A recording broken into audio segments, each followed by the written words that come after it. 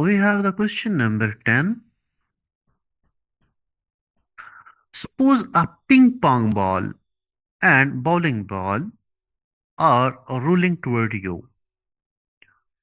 Both have the same momentum. Ping pong ball and a bowling ball. I don't have a very good drawing. Just you need to understand. This is actually bowling ball, and first one is ping pong ball, some type of whatever. Okay, both are moving towards you. Here you are staying. Okay, okay, okay, okay, okay. You want to stop it.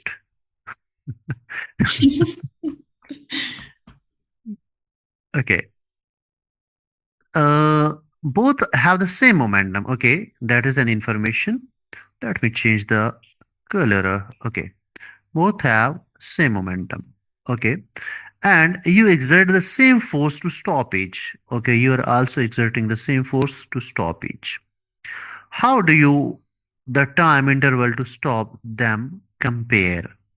Both are having the same momentum. You are applying the same force to stop these. Then how will you compare the time interval? Okay, let us compare the time interval. The thing that we know from the impulse that change in momentum is equal to product of force and short interval of time.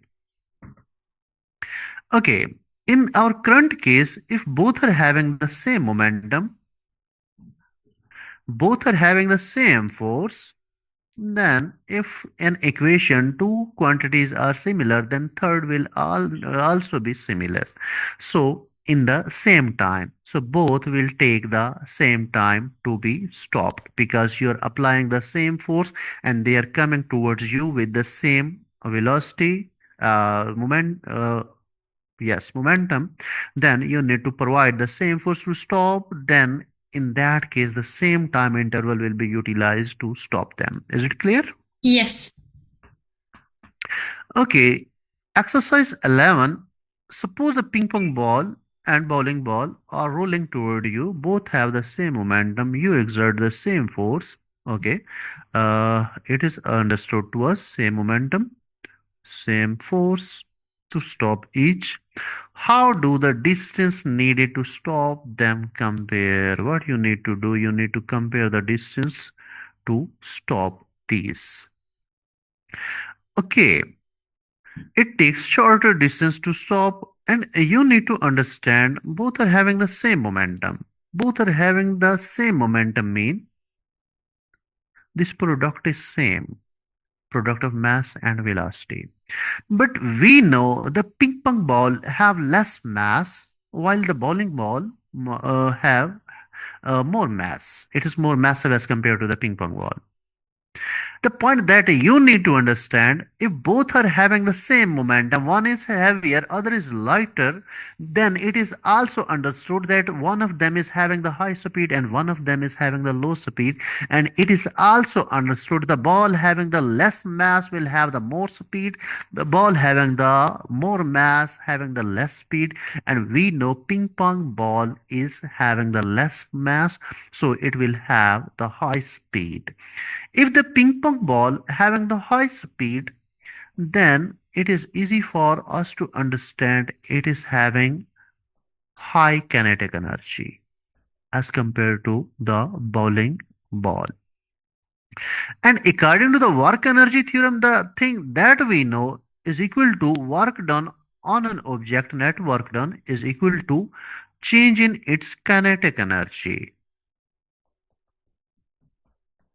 Change in its kinetic energy. And kinetic energy is actually the product of mass and square of velocity is kinetic energy. It is actually work energy theorem. And till now, the thing we know, they are having the same momentum. We also know they are having the same force. If force is same, momentum is same, then the only thing that will change the distance will only the velocity. And we need to understand which ball is having more velocity. ping pong ball is having more velocity because of its low weight. As a result, it is having the more kinetic energy. So, to stop this ball, higher distance will be needed to be covered. Is it clear? Yes, it's clear. Okay.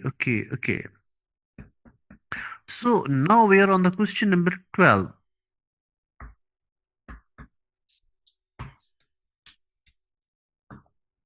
Think fast. You have just driven around a curve in a narrow one-way street at 25 kilometer per hour. It is actually kilometer per hour, not meter per hour. You're driving a car, so you need to talk about the kilometer per hour, not meter per hour. When you notice a car identical to yours coming straight towards you at 25 kilometer per hour, you have only two options. Hit the other car head on or swerving into a massive concrete wall, also head on. So damage is compulsory in this case. Whatever you have to do, you want to hit the car that is coming in front of you, or if you want to hit the wall. You have only two options. Okay, in the split second before the impact, you have to decide. So what you have to decide, you want to hit the car, you want to hit the wall, hit either car or the wall, no difference, consult your uh, lecture notes. Okay. Okay, if you want to hit the other car, then it should be in your mind, you will have less loss in that case. Or if you want to hit the car instead of to the wall, then it should also again be in your mind, maybe less loss you will face. Third option, hit either one, it makes no difference. Let us check. If you want to hit the wall, then it is necessary your change in momentum will be conserved. Loss is necessary in that case. If you want to hit the wall, then it will be collision, elastic collision, in which your momentum will be same as you are hitting to a car. That will also be elastic collision because car is identical of your car, having the same speed, having the same mass. In other words, they both are having the same momentum. So if they will hit with the same momentum to each other, then again the final momentum will be equal to zero. So same effect can be observed in the both cases. If you want to hit the car, if you want to hit the wall, in the both cases your final momentum will be equal to zero. So third option is more suitable. Hit either one, it makes no difference because final momentum will be equal to zero for you. Is it clear? Okay. Yeah. Okay, we have next question. A compact car and a large truck collide head on and stick together, while a vehicle undergoes the large acceleration during the collision. Which vehicle? Question is that which vehicle is having the large acceleration during the collision? But the information is here. A compact car and a large truck collide head on stick together, while a vehicle undergoes larger acceleration. Which vehicle during this collision? Car, truck, both experience the same acceleration. Can't tell. Okay. Again, we need to here discuss the momentum or the force. Force is actually the rate of change of momentum, dp over dt. Or you can say is equal to rate of change of momentum. Force is equal to ma according to the Newton law. So here we will say that mass of the truck is far greater than mass of the car. And also we need to say velocity of the truck is far less than the velocity of the car. Okay, fine. So we need to here discuss the acceleration, in which case acceleration will be the maximum. If you want to talk about the mass, we need to understand acceleration is actually not depending on the mass, it is actually the rate of change of velocity. If I want to write this equation more clearly, then it will become dv over dt. Acceleration is actually rate of change of velocity. You need to cancel this masses, so a is equal to dv over dt. So it is clear that acceleration is totally depending on the rate of change of velocity. It is not depending on the acceleration. So now we need to check in which case velocity will change more. Velocity will change more. It is understood in case of the car instead of the truck. So, as the velocity will change more in case of the car, then acceleration will get more or larger in case of the car instead of in case of the truck. Is it clear? Yes. Okay. Now welcome back to solve the questions because these were the short question and now here we have to solve some uh, long questions. Okay. Uh, Fasten your seat belt. Sorry? Okay. What did Fasten your seat belt. Let us start. Okay, fine. Question number 14. Calculate the velocities of two objects following an elastic collision given that. So two objects having the data mass m1 for m2 and velocity of first is and velocity of the second is this. What you need to do? Calculate the velocities of two objects uh, following an elastic collision. So which velocity you need to calculate? You need to calculate their final velocities. Let us represent these final velocities for both masses v1 by prime and v2 prime initially. Please, after solving this exercise with the numerical value, solve it with the following symbol. You need to use these symbols to solve this problem. But we will solve this problem by solving the second part first and first part later, because in the second part we need to make the formulas and then those formulas will be utilized numerically in these values to find the final velocities. So you need to consider we have two balls having the mass m1 moving with velocity v1 and another mass having the mass m2 moving with velocity v2, and here you need to apply the condition that v1 is greater than v2 to make sure that finally they will collide. Okay, after a short moment they're here to collide, mass m1 and m2. As we are talking about the elastic collision, so there is no chance for them to stick together. After collision they will move again.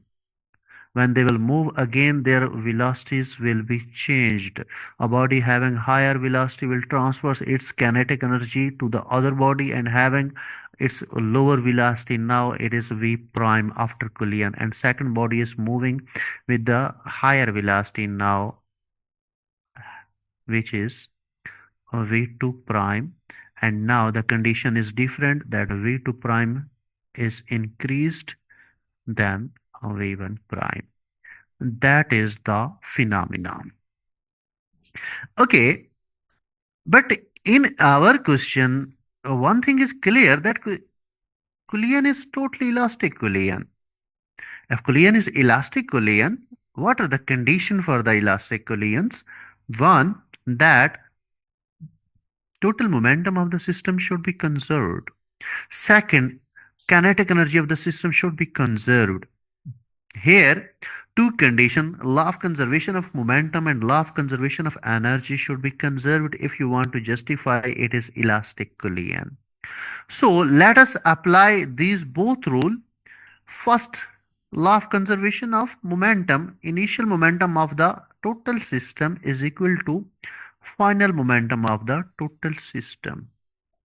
Initial momentum, final momentum. As we are talking about the system and our system is consisting on the two balls, and it is actually an isolated system where there is no interference of any other third type of the force, for example, like the frictional effect.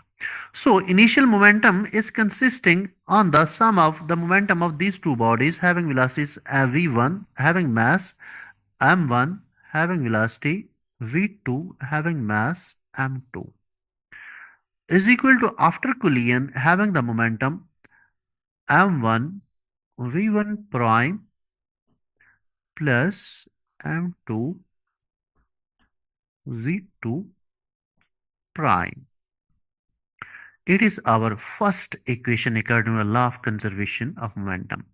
I want to rearrange the equations in it. Just I want to move the similar velocities before and after the collision for a single body on the one side of the equality and other side of the equality. Then our equation will become m1 v1 minus m1 v1 prime is equal to m2 v2 prime minus m2 v2. Here you can take the mass common in the both side, then our relation will become m1 into v1 minus v1 prime is equal to m2 into v2 prime minus v2. You need to say it is our equation number 1. Okay, so it was the first part in which we have worked on the conservation of the momentum. Now we need to start the second work, so that is actually the conservation of kinetic energies. So kinetic energy of the system before the collision, initial kinetic energy should be equal to final kinetic energy of the system after collision. Final. Okay, let me find some space to solve. Okay, yes. I think it is enough space for me. So now I'm writing the kinetic energies of the system before the collision m1 v1 square plus 1 by 2 m2 v2 square is equal to 1 by 2 m1 v1 prime square plus 1 by 2 m2 v2 prime square. Again, I need to rearrange and simplify this equation, but one thing I want to eliminate the factor 1 by 2 because it is existing in this whole equation. So in the next step, I will not write it. I am rearranging and moving the similar term on the same sides of equality. M1 V1 square minus M1 V1 prime square is equal to M2 V2 prime square minus m2 v2 square. And now you can take the common m1, then our equation will become into v1 square minus v1 prime square is equal to m2 into v2 prime square minus v2 square. And I want to simplify this equation more, then our equation will become, just I am writing here, you know about a formula, a square minus b square is equal to a minus b into a plus b. That is actually the formula. And here you can see I have the equation where a square minus b square, and I want to open this a square b square in these two terms. Then our equation will become m1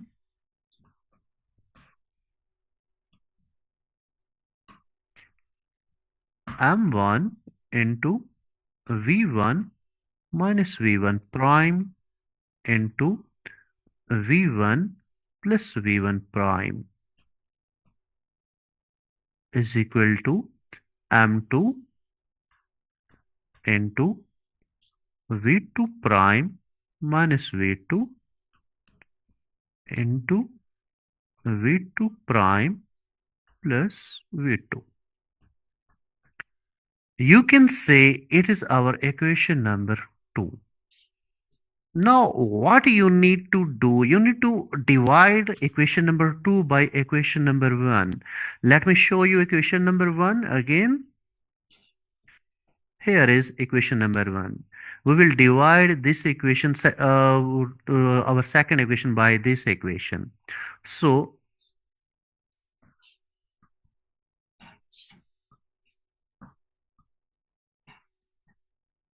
I will have space, don't worry. Yes, here we have the space.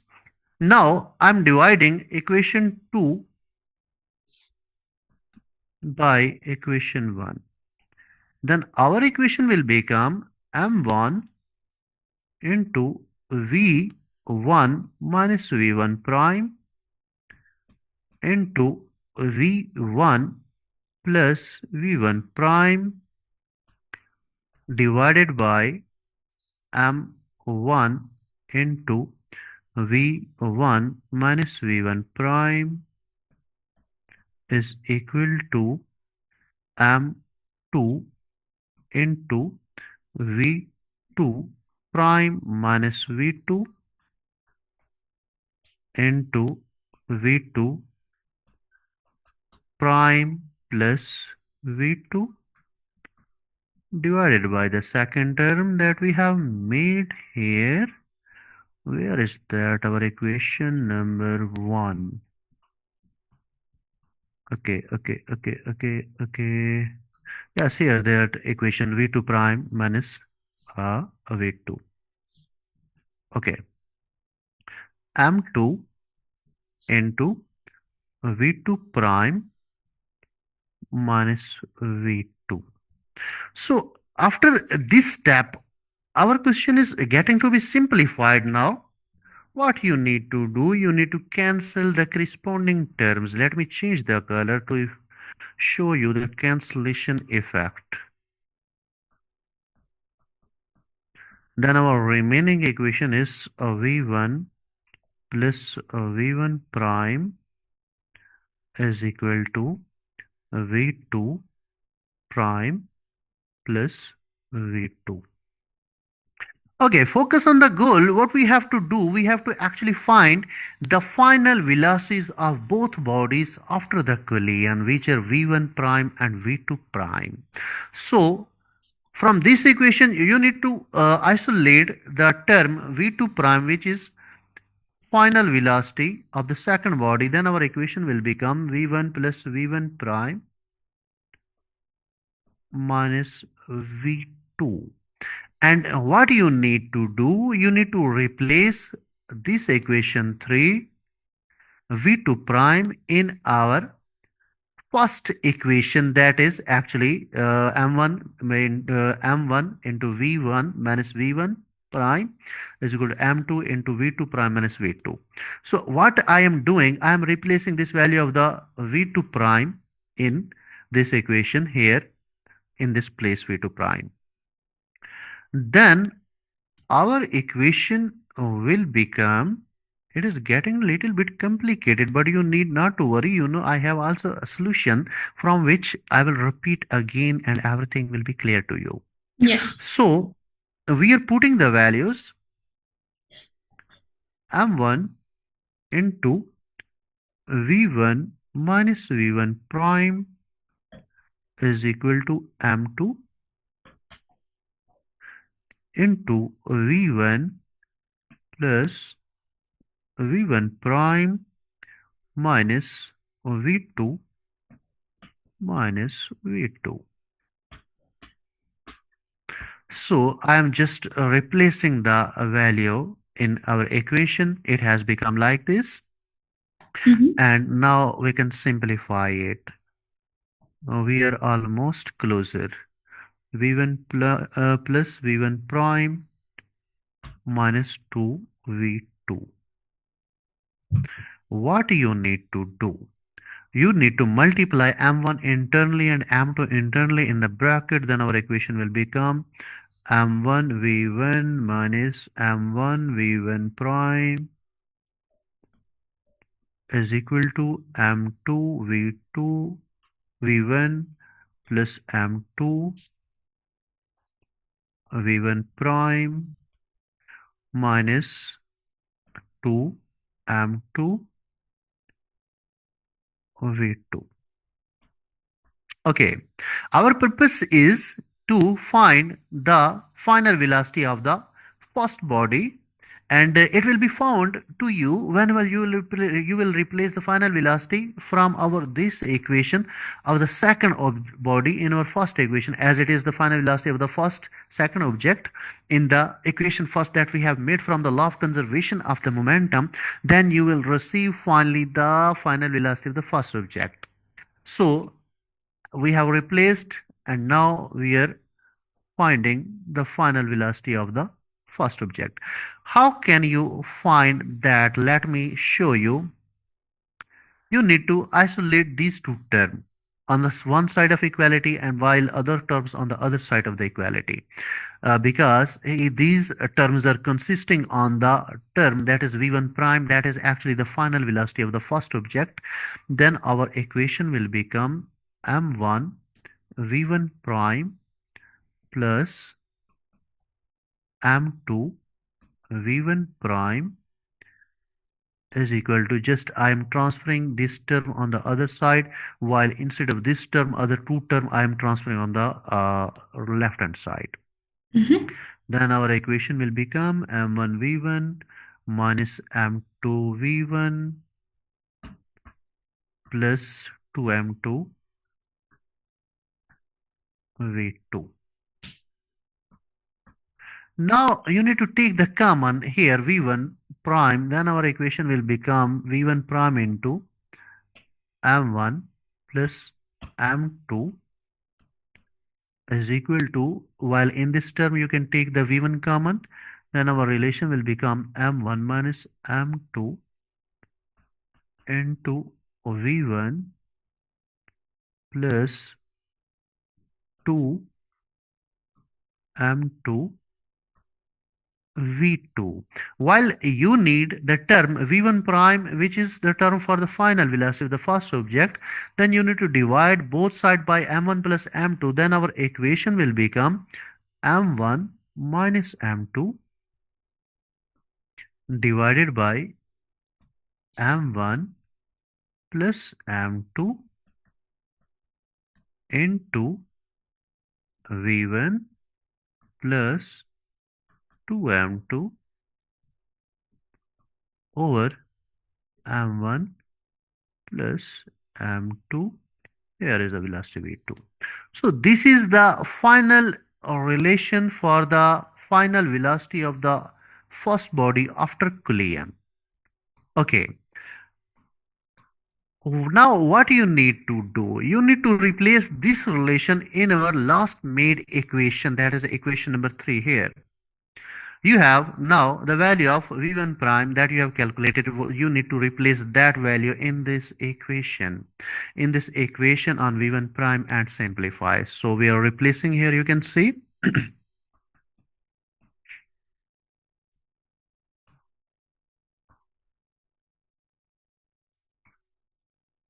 v2 prime, now it is a time to calculate the final velocity for the second object, is equal to v1 plus m1 minus m2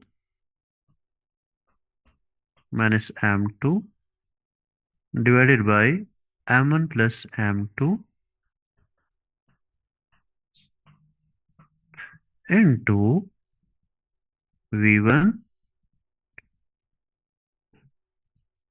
plus 2m2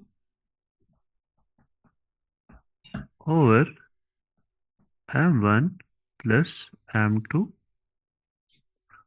v2, yes, v2 minus v2. Now you need to make the two terms, first term, second term. In this term, you can see V1 and V1 is common. In this term, V2 and V2 are common. We can take the common. Then our relation will become, after taking the common, yes, here, V1 into 1 plus M1 minus M2 divided by M1 plus M2 bracket close, plus here you need to take the common V2, then equation will become 2M2 over M1 plus M2 minus 1. Now you need to take the LCM. I want to raise this value to have a space. Now you need to take the LCM. As you will take the LCM, then our equation will become V1 into M1 plus M2 plus M1 minus M2 divided by M1 plus M2 plus second term V2 into, here I am taking the LCM of second term, 2M2 minus M1 minus M2 divided by M1 plus M2, as we have taken common V2, that is here. Okay, now we need to simplify it. As we will simplify, our relation will become V1 into M1 plus M1 2M, while M2 will cancel to the M2. Then our relation will become 2M1 divided by M1 plus M2 bracket close plus V2, and you can see 2M2 minus M2 will give you a single M2 minus M1 over M1 plus M2. So that is actually the relation for the final velocity of the second object. I know it was lengthy, Mhm. but let us repeat now this question so that, okay, here you can see at the same page, instead of uh, scrolling again and again. Okay, again, we are repeating. We have the two bodies, M1, M2 having velocity V1, V2. While V1 is greater than V2, that is a necessary condition for their collision. And finally, they have collided at this stage, and now they are isolated because energy is transferred from one body, M1 to M2, and now M2 is moving with the higher velocity, and M1 is moving with the low velocity, and condition is here. As we are talking about the law of conservation of elastic collision, so kinetic energy and momentum should be conserved here. So let us talk about the first conservation of the momentum. M1 V1 plus M2 V2 is equal to M1 V1 prime plus M2 V2 prime, equation 1. And similarly, law of conservation of energy and initial energy of the system after final energy after collision. Okay, these are equations 1 and 2, but we need to rearrange first equation of the momentum as we have done previously, and we have made it like this, this equation, similar term on the same side of the equality. Similarly, rearranging the equation of the kinetic energy and simplifying, and our equation has become as a 4. Now dividing equation 4 by equation 3, cancelling the corresponding terms, and we have V1 plus V1 prime is equal to V2 plus V2 prime. Now isolating the V2 prime, that is the velocity of the second body, is equal to V1 plus V1 prime minus V2. Now what we need to do? Putting in equation 3. Where is equation 3? Here is equation 3. Here we are putting V2 prime. And as we will put that in equation, then our equation has become like this. This is the term that we have put it here, V2 prime. Now multiply internally M1 and M2 in the brackets, simplify, and rearrange. Why rearrange? Because we need m1 v1 prime, so you need to isolate this term on the same side of the equality, so we have done, while the other term on the other side of the equality, take the common v1 prime, and here you need to take common v1 and divide both sides by m1 plus m2, because you don't need this term, you need only the v1 prime. So our relation has become like this.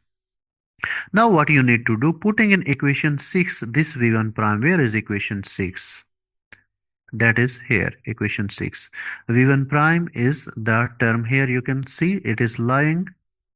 So you need to put here as a V1 prime. So we are putting that in that equation. Now again you are having the two terms. Here V1 can be taken common, while in the second term V2 can be taken common. Taking common, taking LCM, in the both cases, the term which can be cancelled. So 2m1 over m1 plus m2 into v1 plus 2m2 minus m1 over m1 plus m2 into v2. That is the relation for the second velocity. Now, these are relations that we will use in our upcoming problems, also in this our current problem, to solve to find the final velocity of the object. Uh, Now I think I need to first clear the areas, Mm-hmm. because this question has ended our module space.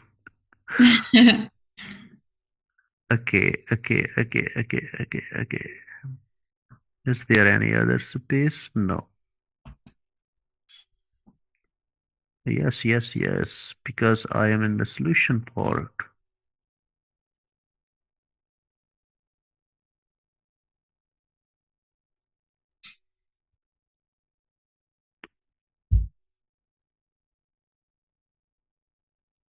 Our meeting will be ended in 1 minute. Okay, fine. Okay. Now it is easy for you to understand, because now we need to solve the numerical value. Calculate the velocities of two objects following an elastic equation given by this, having the mass, velocity of the first object, velocity of the second object. It means second object is in the rest state, while the first object is moving with the velocity 4 meter per second, is trying to collide with the second object. Please, after solving the exercise, you need to solve it, the following symbols. Okay, now I need to rewrite the equations of the V1 prime. First velocity is equal to m1 minus m2 divided by m1 plus m2 multiplied by V1 plus